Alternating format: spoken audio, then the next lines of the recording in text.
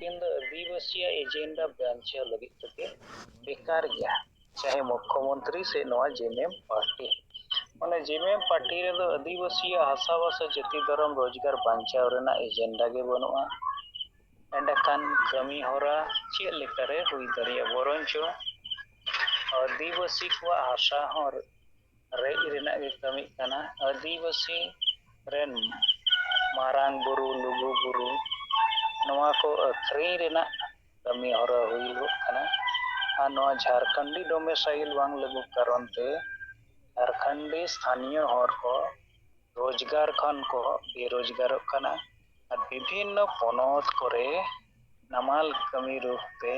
सेनते को बाध्य कना आदो नीता समय रे जदि भोट राजनीति कथा चितारे बाबो बिचरा एंडेखान आबो दो राजनीति भावते गुलाम गेबो तहना आबुआ मूल्यवान भोट दो हांडी पौर जिल चकनाते किरिंग अखरिंग गे हुयुआ आबो भोट दारायते जाति को लेका भोट होते से भोट दारेते अबुआ संविधान प्रदत्त अधिकार को बांचावा ओना जायगा रे बाबो सेटे दारेया तो नवा कथा को मेनो खान और को अंजम दे नेशा मुक्त चिता रे जहां को वो कथा को मेता को कना जे नो नेशा कारण नेशा रेना जहां औषध गुण ने अड़ी न्यू लेखान बोलो आम बोल लेखान हम बरिजम कमिया चाहे परिवार चितान टॉर्चर हो आर बनकान मैं हांडी ते से नेशा ते बुलो कते हासा जायगा अक्रिन हांडी ते बुलो कते के वोट अक्रिन आर हो हांडी कारण तके अड़ी लेकाना विचार कमी को हुई कना और ओनाते तो ढेर जहां क्षतिग्रस्त हुई कना अब समाज रेन महिला को चितारे अड़ी लेकाना अनाचार हुई कना आबोरेन को मारे व्यवस्था रेन मजी पारगाना को तो अवस्था अरे विचार कते अकोय डन को दुसोए को डन दुसो कते अडिगान और महिला को कुटुम गोए को अडिगान दो अडी आतो खन को लगा ये को अडिगान दो लाख लाख टाका को जुर्माना को अंदर नय जे बरी कमी होड़ा को नवा को विरोध रे नीता समय रे जहां सुशिक्षित को मेनखान जहां दो बुद्धिजीवी को मेनखान आदिवासी समाज को नुकु को सत साहस बनुआ होई दारिया उनको को तला खन कुसंस्कार मुक्त बाय होई दारिया कदा केवल पुथिगत शिक्षा गे उनको को अर्जन दारे कावदा उना कारण ते नवा विरोध रे पकरोड़ दारिया कना जहां तीन अब सेंगेल से खन से अबोरन अयुरिया रोडिया और उना रेना उपयुक्त कारण को से उना को निर्मूल रेना डाहार को रोड रखा दारिया कना तो नवा कमी होरा नित अडी तेजी के साथ गोटा फाइला ते हुयुआ और जहां तीन नोय कर्मसूची रे शामिल कते बड़ाई कना जे नित तो महिला को वा दिमाग रे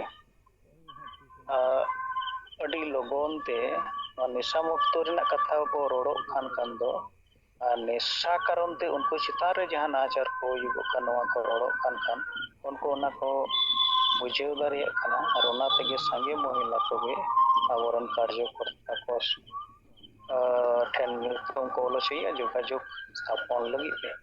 अडिगान अतो करे खन दो मिदम कते प्रोग्राम होई कान रेनो दोरहाते आर हो प्रोग्राम होई हो चोरेना अरदास सेटर कना राबो पुरो मोटोई अबोरेन कार्यकर्ता को होते ओना ओना अतो करे नुकु महिला को भी जिम्मा को हताव जे आलिया टोलाते हिजुके आले होरले जावरा को और आपे कते नो सेंगेला बिचेर कथा समाज सुधर रेना कथा नवा को आर हो आले तलारे विस्तार ते ᱞᱟᱹᱭ ᱯᱟᱥᱱᱟᱣ ᱞᱟᱹᱜᱤᱫ ᱥᱮᱴᱮᱨᱚᱜ ᱛᱟᱵᱚᱱ ᱯᱮ ᱟᱨ ᱟᱞᱮ ᱞᱮ ᱪᱮᱥᱴᱟᱭᱟ ᱟᱨᱦᱚᱸ ᱥᱟᱸᱜᱮ ᱢᱚᱦᱤᱞᱟ ᱠᱚ ᱱᱚᱣᱟ ᱥᱮᱸᱜᱮᱞᱟᱜ ᱠᱟᱹᱢᱤ ᱦᱚᱨᱟ ᱥᱟᱶ ᱥᱟᱹᱜᱟᱹᱭ ᱡᱚᱲᱟᱣ ᱠᱟᱛᱮ ᱠᱟᱹᱢᱤ ᱜᱚᱲᱚ ᱞᱟᱹᱜᱤᱫ ᱛᱮ ᱪᱮᱫᱟᱜ ᱥᱮ ᱴᱚᱞᱟ ᱠᱚᱨᱮ ᱫᱚ ᱱᱚᱣᱟ ᱥᱤᱸᱜᱟᱹᱲ ᱥᱮ ᱛᱟᱨᱟᱥᱤᱧ ᱚᱠᱛᱚ ᱠᱚᱨᱮ ᱠᱷᱚᱱ ᱫᱚ ᱩᱱᱠᱩ ᱠᱚᱲᱟ ᱠᱚᱫᱚ ᱚᱱᱠᱟ ᱚᱠᱛᱚ ᱛᱟᱦᱮᱱᱟ ᱩᱱᱠᱩ ᱫᱚ ᱚᱠᱚᱭ ᱵᱟᱡᱟᱨ ᱠᱚᱨᱮ ᱚᱠᱚᱭ ᱫᱚ ᱵᱷᱟᱹᱴᱤ ᱠᱚᱠᱚ ᱦᱤᱨᱤ ᱵᱟᱲᱟᱭᱟ ᱚᱱᱟ ᱠᱚ ᱢᱚᱦᱤᱞᱟ ᱠᱚ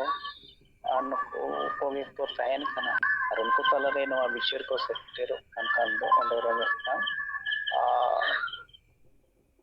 उनको तालारे नवा विचार विषय कमिया ओना बाडाय ᱧᱟᱢᱚᱜᱚᱜ ᱠᱟᱱᱟ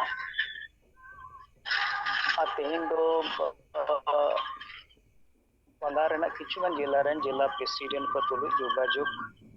ᱯᱷᱳᱱ ᱛᱮᱜᱮ ᱡᱳᱜᱟᱡᱳᱜᱽ ᱦᱩᱭ ᱞᱮᱱᱟ ᱠᱟᱨᱚᱱ ᱫᱚ ᱱᱚᱣᱟ ᱠᱟᱱᱟ ᱡᱟᱦᱟᱸ ᱡᱮᱞᱟ ᱠᱚᱨᱮ ᱥᱮᱸᱜᱮᱞ ᱥᱚᱢᱟᱡᱽ ᱥᱩᱫᱷᱟᱹᱨ ᱨᱮᱱᱟᱜ ᱠᱟᱹᱢᱤ ᱦᱚᱨᱟ ᱚᱱᱠᱟ ᱵᱟᱝ ᱧᱮᱞᱚᱜᱚᱜ ᱠᱟᱱᱟ ᱚᱱᱟ ᱩᱭᱦᱟᱹᱨ ᱛᱮᱜᱮ ᱟᱹᱞᱤᱧ ᱥᱮᱫ ᱠᱷᱚᱱ ᱱᱩᱠᱩ ᱥᱟᱶ ᱡᱳᱜᱟᱡᱳᱜᱽ ᱦᱩᱭ ᱞᱮᱱᱟ ᱵᱤᱨᱵᱷᱩᱢ ᱡᱮᱞᱟ ᱨᱮᱫᱚ ᱥᱩᱠᱞᱟᱞ ᱢᱩᱨᱢᱩ ᱥᱟᱶ ᱟᱫᱚ ᱛᱮᱦᱮᱧ ᱤᱞᱟᱢ ᱵᱟᱡᱟᱨ ᱵᱞᱚᱠ ᱨᱮᱜᱮ ᱢᱤᱫ ᱦᱚᱲ ᱥᱮᱸᱜᱮᱞ ᱥᱚᱢᱚᱨᱛᱷᱚᱠ ᱵᱚᱭᱚᱥᱠᱚ ᱩᱱᱠᱤᱱ ᱠᱤᱱ ᱵᱚᱸᱜᱟ ᱛᱟᱞᱟᱭᱮᱱᱟ ᱟᱫᱚ ᱰᱷᱮᱨ ᱫᱚ ᱡᱟᱦᱟᱱᱟᱜ ᱜᱟᱞᱢᱟᱨᱟᱣ ᱵᱟᱭ ᱦᱩᱭ ᱫᱟᱲᱮᱭᱟᱫᱟ ᱫᱚᱥᱨᱟ ᱫᱚ ᱯᱚᱥᱪᱤᱢ ᱵᱚᱨᱫᱷᱚᱢᱟᱱ ᱡᱮᱞᱟ ᱯᱨᱮᱥᱤᱰᱮন্ট ᱥᱩᱠᱟᱱᱛᱚ ᱦᱮᱢᱵᱨᱚᱢ ᱥᱟᱶ ᱛᱟᱠᱤ ᱯᱚᱥᱪᱤᱢ ᱵᱚᱨᱫᱷᱚᱢᱟᱱ ᱨᱮᱭᱟᱜ ᱱᱚᱣᱟ ᱨᱟᱱᱤᱜᱚঞ্জ ᱠᱟᱠᱥᱟ ᱵᱞᱚᱠ ᱡᱟᱢᱩরিয়া ᱵᱞᱚᱠ ᱮᱢᱟᱱ ᱠᱚᱨᱮ ᱱᱚᱣᱟ ᱠᱟᱹᱢᱤ ᱦᱚᱨᱟ ᱨᱮᱱᱟᱜ ᱥᱚᱝᱠᱷᱟ ᱵᱟᱹᱲᱛᱤᱜ ᱢᱟ ᱟᱨ ᱚᱱᱟ ᱮᱸᱰᱮᱠᱷᱟᱱ ᱚᱱᱟᱨᱮ ᱱᱚᱰᱮ ᱦᱚᱸ ᱱᱚᱣᱟ ᱯᱨᱚᱪᱟᱨ ᱯᱨᱚᱥᱟᱨ ᱨᱮᱱᱟᱜ ᱠᱟᱹᱢᱤ ᱦᱚᱨᱟ ᱟᱸᱜᱮ ᱞᱮᱱᱠᱷᱟᱱ ᱫᱚ ᱟᱵᱚ ᱥᱟᱶ ᱥᱟᱹᱜᱟᱹᱭ ᱡᱚᱲᱟᱣ ᱨᱮᱱ ᱦᱚᱲ ᱠᱚᱠᱚ ᱵᱟᱹᱲᱛᱤᱜᱼᱟ ᱚᱱᱠᱟ ᱩᱛᱛᱚᱨ ᱵᱚᱝᱜᱚ ᱥᱮᱫ ᱫᱚ ᱢᱟᱞᱫᱟ ᱡᱮᱞᱟ ᱨᱮᱱ ᱯᱨᱮᱥᱤᱰᱮন্ট ᱵᱤᱱᱚᱭ ᱵᱮᱥᱨᱟ ᱥᱟᱶᱛᱮ উত্তর দিনাজপুর জেলা প্রেসিডেন্ট শুক্লাল সোরেন সাউ দক্ষিণ দিনাজপুর জেলা প্রেসিডেন্ট পরিমল মার্ডি বাঁকুড়া জেলা প্রেসিডেন্ট বিশ্বনাথ টুডু तो नुकु को साव गालमाराव कते नुकु को मेन किया नोआ जिला करे मेना ब्लॉक एरिया रे यते नोआ कमी हरा लगे तो गानो ओना लगी ते आले आगे आपस रे गालमाराव ᱧᱚᱜᱟ प्रोग्राम सेटिंग लेनखान ओना रना सुज बना खान आले उनका तो तेज कर्मसूची चितान रे रिपोर्ट और अब कमी हरा चितान रे बड़ा गाल रोड बड़ा कते ये खाटो मच्छर और नोडे मुझे गया और सनम को दोहराते जिक्र आंजम लेना से बांग ना खान नोते दो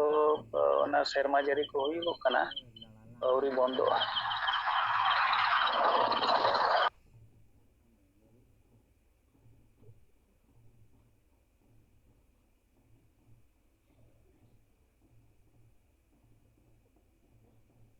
कोई बेस गया अंजमना किसको